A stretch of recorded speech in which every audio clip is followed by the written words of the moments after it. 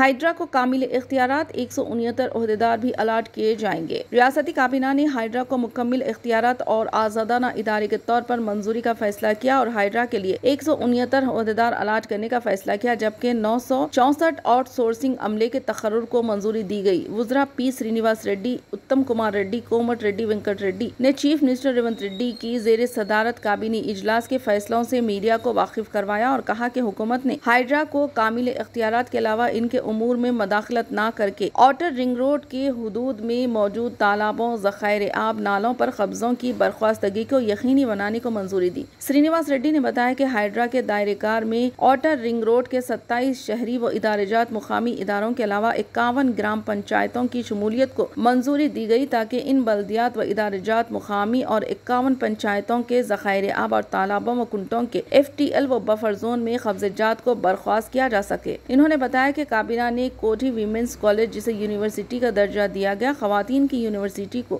شکلی ایلما کے نام سے موسوم کرنے کو منظوری دی، جبکہ پٹی سری رامولو تیلگو یونیورسٹی کے نام کو تبدیل کر کے اسے سوراورم پرتاپ ریڈی کے نام سے موسوم کرنے کا فیصلہ کیا گیا۔ نئے قومی ادارے انڈین انسٹی ٹیوٹ آف ہینڈلوم ٹیکنالوجی کو تلنگانہ گاندھی کونڈا لکشمن باپوجی کے نام سے موسوم کرنے کو منظوری دی گئی۔